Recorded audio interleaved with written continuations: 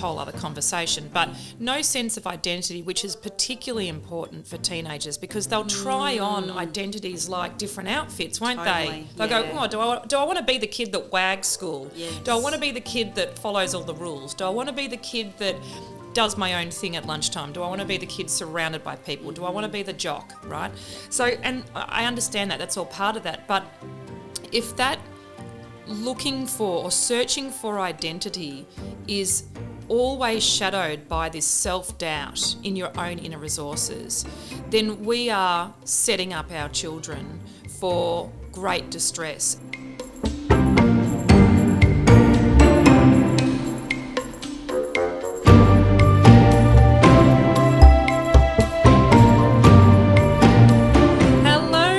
Quanta folks, and welcome to another episode of Alchemizing Education, which is our little sister podcast from Fark the Shoulds. And Fark the Shoulds absolutely underpins how we want to alchemize education. We want to remove should from the whole vernacular of education. I am delighted to join you. I'm Jodie from Quantum Mama, and I'm joined by the beautiful Curious Quinn. Curious Hello, as always. As always. And yes, those shoulds are the foundation of everything, aren't they? Yes, they are. That's right. We're certainly farking them. Definitely. So a couple of housekeeping things. Quinny, off air, wanted to just tell me that she should be mindful of her ums and ahs because our beloved husbands, who were being completely shite wingmen, were busy saying to us, oh, great podcast, except there's so many umming and ahhing. Anyway, I say, fark the shoulds. You can and ah as much as you want, Quinn, and I will too. Well, you guys, you get us, right? Yeah. That's the whole thing. That's it. That's Yep. it. This is a raw, unfiltered conversation from two very cool but daggy mums who just love their kids and want to pull apart what is happening in education right now and what's happening for our young people so that we don't end up with this epidemic of mental health, which I think is already here anyway. Definitely. Yeah. And the passion that comes through when, I'm listening to you talk and it's like, yes, So I'll That's just... right. They're listening gasms, aren't they? That's exactly what they are. I love a listening gasm. I do it even when I'm listening to a voicemail message. I love that too. It's like a massive compliment. And I got to tell our beautiful community too that one of the most delightful times in my life is when I can get you to snort while you're laughing. Let's see. Which is a Quinnism anyway. I mean, I don't know if the snort will translate, but anyway. It comes when you least expect it. I know, that's right. And it brings me so much delight. So today, let's come on to the actual topic of conversation today. So, I got to say, I've been a little bit slack with getting these podcasts out there. You won't experience that as a listener because I'll be organised once I'm posting this one, but I've got a backlog. It's like a bunch of semis with podcasts on them backed up at my door at the moment. So I'm conscious about that. So we're just, finding our groove back in with this conversation. But today's conversation is all about running your own race. And just as it's happened before, I literally sent Quinn a text message about half an hour going, hey, this is what we're going to talk about today. Because we do love the fresh stuff. We do really trust that what comes through in these conversations is from the heart and from the universal field, in the sense that the collective, it's the wisdom within the collective that we're just giving voice to. Absolutely. It's not necessarily our wisdom, it's just existing and we happen to have an access point. Yep. So running your own race, what's that all about? And the reason why I wanted to talk about this is that, there's a couple of things. Firstly, I ran a little baby steps to homeschooling thing recently, and I was joined by one of my beloved besties, and we were talking about how long we'd been homeschooling, and we worked out it was 2 years. And then I finished that event with those beautiful people and said to McGill, oh crap, it's actually 3 years we've been homeschooling. I was like, where did the other year go? And the point of saying we've been homeschooling for 3 years, or having the kids at home is probably a more accurate term. The reason why I'm bringing that up is that recently what's been happening for me is I've been saying to myself, am I doing enough? Are the kids' needs being met? Am I meeting their needs from an education point of view? Because having 4 kids, all with individual interests and individual learning plans, sometimes what happens is, and I'm sure this is exactly what's happening in school, except it's an organised thing, but what happens is you look for ways to kind of create learning opportunities for a couple of them so you can be more efficient with your education.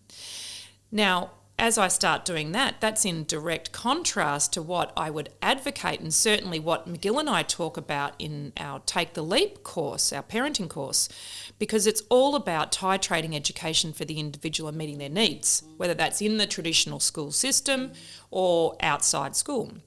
And so just noticing that it's probably too strong a term to call it a crisis of confidence, but just a questioning, just a quiet questioning, we'll call that. And it's always tied to the critique of, am I being a good enough parent? The mother's guilt, isn't it? Well, I mean, it's for both, isn't it? Totally. McGill doesn't seem as tapped into it as much as me, bless him. But yes, the mother's guilt, definitely. And it knows no limitations and no bounds. Like, you can apply it to everything. So just when you think you've got yourself coasting, then something will crop up and the little voice will say, oh, do you reckon you're doing a good enough job of this? So the reason why I want to then tease out this idea of running our own race is for a couple of reasons. I want to self-soothe. So yeah, of course. We're going to use this podcast to self-soothe me.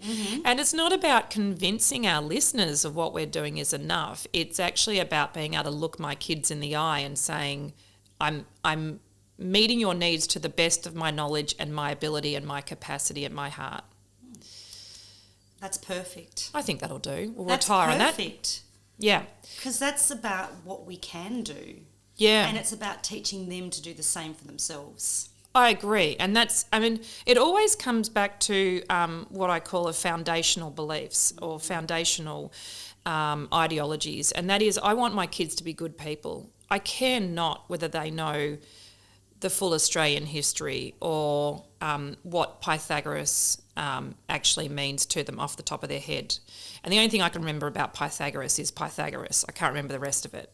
I'm sure I've used that math at some point, but, I know not how to explain it, right? I can just see it in a symbology perspective, and that's about it. Good. Okay, so we've both got something out of Pythagoras. Yep.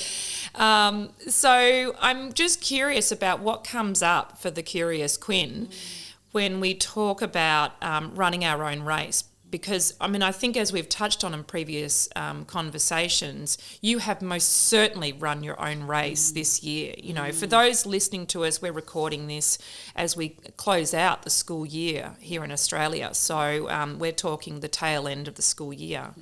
And we very much in our household haven't observed the school year really.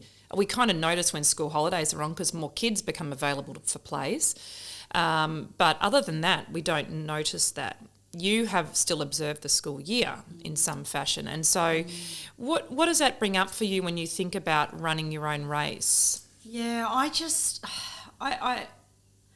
think how important it is to just look at the individual, and I know that we need to all have some level of efficiency because that's just how, sometimes you just need to get stuff done. But running your own race, I just feel there's so much more power in the end result. The confidence of the individual, the skill set that they develop, the belief in themselves, their sense of well-being, their sense of commitment to their own needs, the not doing the shoulds, and when they learn to find their confidence in doing what's right for them and knowing that is perfect in its entirety is just the greatest gift that we can give them. So it's really hard though when you're in a system, whatever system it might be, or in an environment where you compare yourself and you feel like you have to be doing what everyone else is doing, they're doing that, but I should be doing that. And that starts at such a young age, which we've spoken about before. It starts so early, and it starts with us as parents. Oh, you know, when you're starting no the mothers groups or whatever else, and then you're sitting there looking at, like, within a week, well, yours is doing, you know, they've started to do that a week before mine.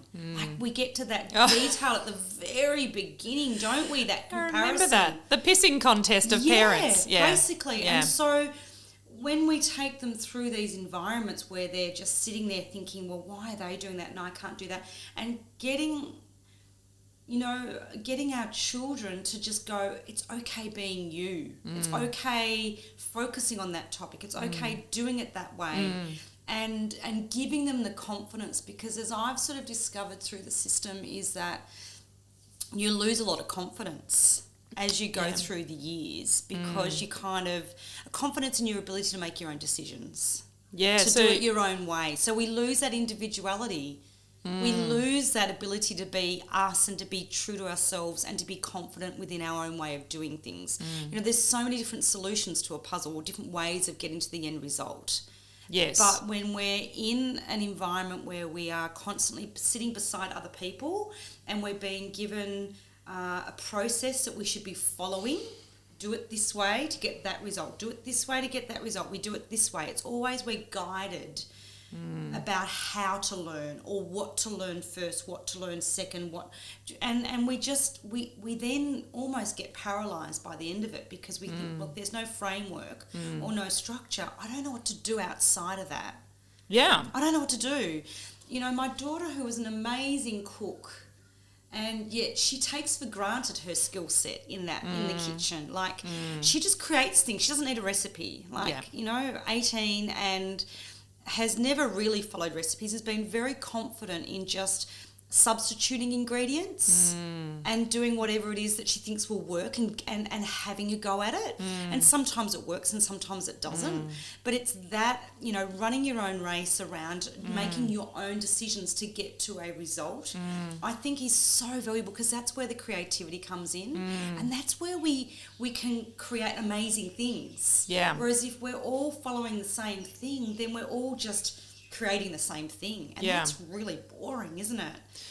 Well, I think it creates an outcome that everyone expects, which is a certain amount of, you know, kids will rank in the 90th percentile, a certain amount will rank in the above 70 percentile, and blah blah blah, right? And I think that it's absolutely set up by the administrators. It's not a program or a system that's set up for the individual, because very rarely have I seen conversations around emotional resilience, say following even exams, assignments. NAPLAN was a classic, like bringing that into schools. And I know there are a lot of parents that have opted out of NAPLAN, which is obviously it's basically a standardised test that they give to all kids, and they do it through primary and high school, don't I think they? It's like year 3, we start at grade 5, and then again in like year 8, 7 or something. Yeah, whatever, 8. Yeah. Anyway, we stopped paying attention because the kids don't have to do it. But but one of my kids, I was happy for them to not do it, and I was, you know, kind of saying to them, hey, you got the option if you don't want to do that. So I was actually planting that idea. But my daughter, who is brilliant in her own way, but not academic. Academia doesn't come with ease to her. She was like, oh, I really want to do it. I think she wanted to test herself. And so she did it. But when she got her results, they were as we had anticipated, right? They didn't set the room on fire. And she just was so quietly grief-stricken by it. Like almost it surprised her in some way. And what I didn't see was any way for us to, or should I say within the school system, for them to support her and create understanding around that.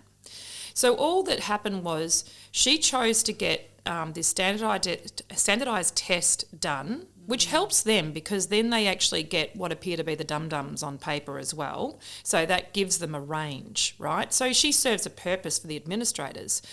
But there was no follow-up process and no responsibility on the part of the system to hold space for her in a way that felt good. Like they could have integrated some kind of art class that was about drawing your feelings around that, so the kids could move through the emotional roller coaster of that experience and find some kind of inner resource to work that out. And when I say inner resource, that sounds like some kind of ridiculous term, but what it's about is finding the answer within, tapping into your own set of instructions and find the answer within that is that sort of alchemizing of what that feeling is like. Because I'm not about having children have a perfect stress-free life. I actually think stress is really important. I think challenges are really important. Just so you know, Quinn's nodding away. She's forcing her internally. I am. My nods are very big at the moment.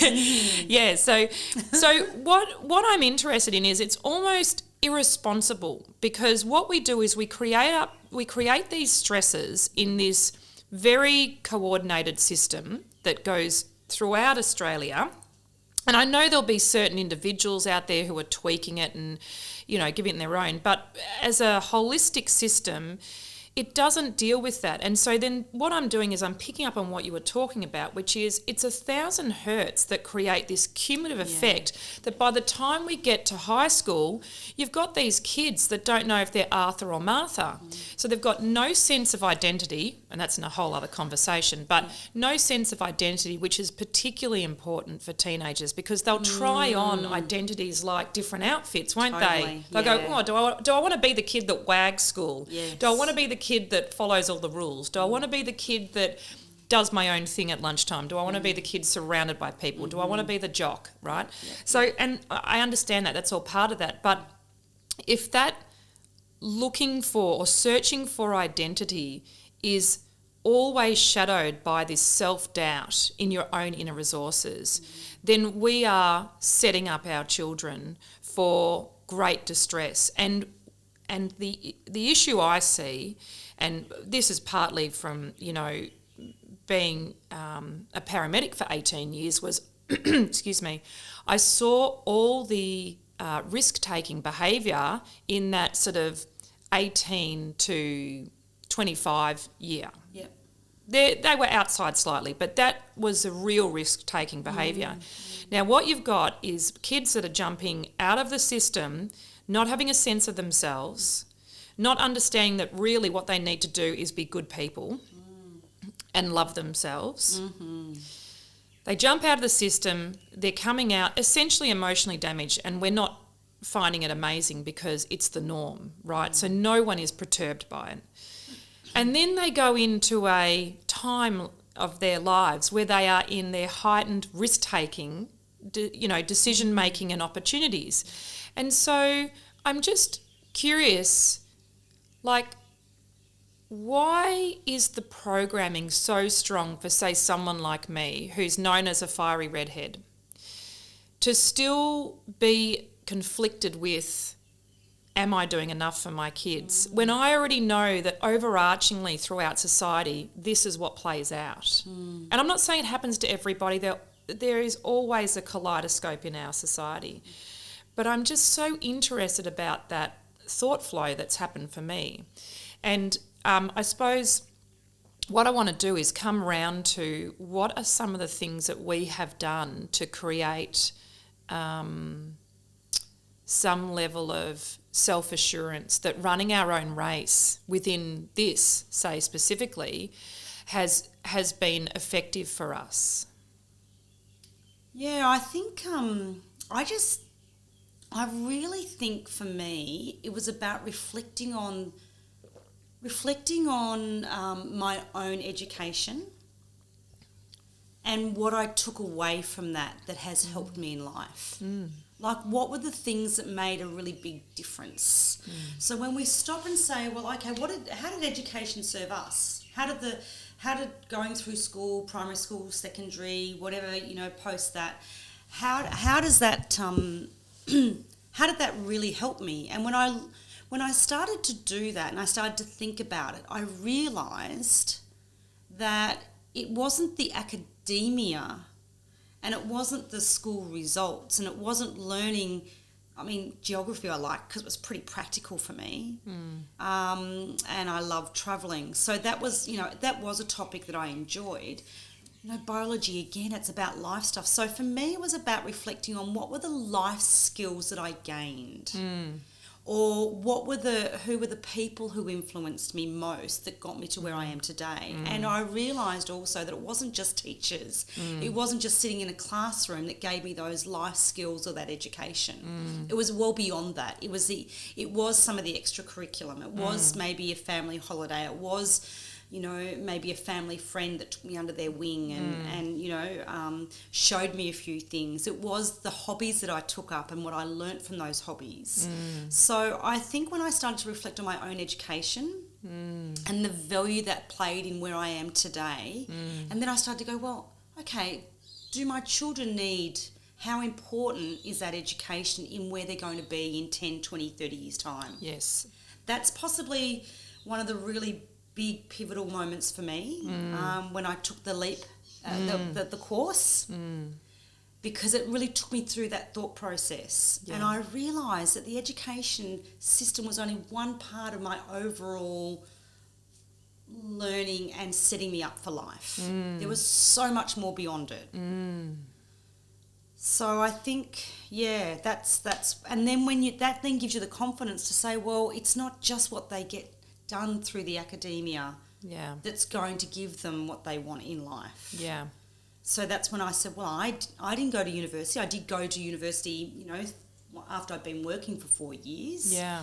Again, I was encouraged to do that because, the work where I was working would pay for my course. If I passed a subject, I'd get reimbursement. So it's like, oh, you beauty, there's an opportunity here to sort of maybe, increase my education. But ultimately, it still didn't create the opportunities that I think were life-changing for me. Yeah. I do love the idea of higher education, being tied to real work experience. Correct. And I think that was really beneficial for me because I was not ready for university when I finished high school because I had no idea what I really wanted to do. I just wanted to start working. Yeah, right. I just wanted to start working. And then it wasn't until I started working, I changed a few sort of different jobs and got into a role that I was more aligned to. So it's not till you start working do you start to see the different job environments. And I just feel like it's that practical life skills that are really hard to get out of a classroom environment. I love what you said. I want to just quickly take you back to the idea that some of the great learnings that you had were associated with your hobbies because essentially, because obviously you're homeschooling 1, I'm homeschooling 4, what we share in common is that their education model now is activity-based. Yes. And, that's one of the legitimate options that's certainly supported by the VRQA, which is the registration board in Victoria. And I'm sure that goes for the whole of Australia, as all the various state registration boards, they see academia and activity-based learning systems to be of equal value. And so when I think about that, it's almost an integration. So we find things that the kids love doing, and then what we do is we meet the curriculum needs through the prism of that hobby, for want of a better term. And what I love is the way, the fluidity of it, the way the kids sort of start somewhere and then they end up somewhere else. And the other thing that has been such a joy is that I would have pigeonholed a couple of my kids into certain things. And when I first wrote the learning plans, they were centred around what I thought the kids would want to learn. That became abundantly clear that wasn't the case as we sort of do this education model based on consent and we have created opportunities for the kids to work out what they're interested in. And my little academic Rain Man, as I call him, he is now, just by accident, showing huge interest in learning there's AutoCAD's little baby, which is design software called Tinkercad, and getting into 3D printing. Now, he's never been one for doing any kind of drawing, any kind of creative writing, anything that looks like creativity. The kid just goes, nah, I don't want any of it whatsoever. So he hasn't ever shown that creative side of himself until now. And now he's getting into it because he's found a vehicle for that creativity that isn't through, this more scientific-based approach to education or academia, which is very much his gift and skill set. So I think what's happened is that we have this opportunity to really integrate those hobbies that then create this love of learning, because they're just like, this is awesome. I get to do more of this stuff. Easy. It's not a battle. Yeah. We're not having to sort of convince them that they need to learn it. No. They are running their own race. They are leading the way, and they're saying, this is something I'm interested in. And then as their, quote, teacher, we just have to put a few little things in place and they're off and running. Right. Yeah. And that's, I think, one of the greatest delights of being a homeschool parent is watching them do that. Mm-hmm. And it is unusual because when you tell other people about it, they kind of go, oh, right. But they just can't imagine themselves doing that. But there's not a lot of work involved in that, is there, really? I think that's a complete misnomer. And I see this on, various chat groups and things like that where people are just panicking about the idea of, how they're going to have their kids at home and things like that. And I'm like, you don't need to force them into anything. Firstly, you've got to throw the clock out the window, as we know, right? Yes. My kids now have worked out they like staying up late and getting up late, right? And that's for all of them, cross-section of 15 years old to 8-year-olds. And I'm like, oh my God, they're going to bed after me. And I do want to sleep, but they're still getting the sleep. It's just they sleep in longer. Yeah. And so what I'm noticing is if I can find ways to encourage that. So it's about mentorship. That's what essentially happens with this stuff. It's about mentorship, and it's about being, I suppose, a voice of reason to think about guiding ways. But the real learning is that self-discovery. Totally. Just as a toddler discovers that, they can climb upstairs and not necessarily get down them, or whatever it might be. Or they can put 2 blocks together and they get taller. Yeah, that's right. There are, and that is that's self-propagating, that kind of learning. It's not fed to them and going, we're going to learn about this. And it's just interesting because one of the great criticisms that my daughter had, and again, she in the school system was left behind because their pace was too fast. But she identified it. She said, we'd start learning something and then it'd be like, that was done, and then we'd move on to the next thing. And she said, I wanted to know more.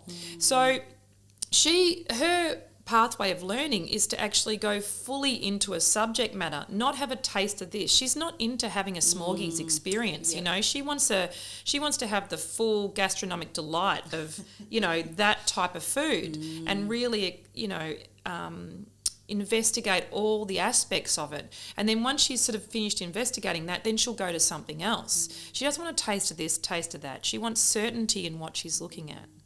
And I understand that would be very comforting for her, because her confidence is so rocked by the speed at which she was expected to uptake certain ideas and learnings and information. And most of that is internalising it and regurgitating it. It's not actually learning it. It's not about embodying it. It doesn't become an enrichment of person. No. It just becomes a retelling of information. And we have computers for that. Yeah, we do. Google can do it much faster. Oh, yeah. Totally. Let's not waste our time in trying to remember everything. Yeah. So then if we're going to alchemise education, why would we not? If we have this very powerful tool available to us with Google University, as I call it, it's not all accurate, but nor's all the information in university either. No. But, we've got that as this extraordinary resource, which is here whether you like it or not. Why would we not encourage our learners today to work out who they are? Totally. what they think, how they want to impact the world, how they want to better their community, how they want to better themselves, about their inner resources. Because the regurgitation is available in a millisecond. And we know that obviously as AI comes on even more so, you know, all that will be done for us. And so we run the risk of basically turning children into depressed automatrons, because their creativity will be done for them as well. So their sense of self will be run through an AI generator, and it'll spit out a version of them that may be, you know, 50% authentic, 75% authentic of their real voice, but will still be run through some kind of process. And my call is to parents. If you have questions or issues with this, start paying attention and making changes, even if it's just how you speak to your kids about this stuff, about having open conversations that generate ideas of their own, you know. And part of that is that deprogramming or deschooling that needs to happen for kids, because they're getting institutionalised, but so are we, and we're worse because we've been doing it for far longer. Absolutely. You know, I have 2 university, I can't call them degrees. One was a degree and one was a diploma. And they were very useful, but I did my first degree when I didn't know what I was doing. So I basically went to uni and had fun and then paid for it. And then I got my job in ambulance and I got my, you know, ambulance paramedic diploma through that. But that was far more like having an apprenticeship. Yes. And I knew exactly what I was doing and I loved it because it was all integrative learning. Now, that was the great resuscitation of my love of learning. Yes. If I didn't have that, I'd be really curious to know where my life has gone. Yes. But that basically set me on a trajectory of going, oh, I can learn stuff I'm interested in and then apply it to my life. And also, I mean, it was helpful with being a paramedic, I could actually better the community for it as well. Yes. But that led me on this realisation we can actually be good people that love learning and bring our own voice to the world. And, you know, that's where I've run with, you know. So as a consequence, I want that for my kids. Yes, totally. I want that for all kids. And I think, you know, having the opportunity to discover who you are first and foremost is where you get the confidence to make those decisions that which do light you up. Yeah. What was, excuse me, what was really stark to me recently was at my daughter's graduation. Year 12 graduation, and they presented every student, and I can't remember how many students there were, maybe 150 odd students, and they presented every single individual up onto the stage. And one of the things that they did as part of that presentation was they had asked the kids to all answer some questions, and then the person who was introducing them then decided which questions that they would present to the audience. And I can't remember the exact number, but it was really obvious to me that I reckon there was at least 50% of these children all were taking gap years. All were taking gap years. And I went, wow. And I spoke to another mother who had her 3rd child graduating and her firstborn had gone through, I think, maybe 5-6 years ago, and she said to me, only there was a handful in her daughter's year that were taking gap years. It was so stark to me that all these kids had got to the end of their year 12 and were, I don't know, do you say that they might have been burnt out or looking for something different or just wanting to take a break?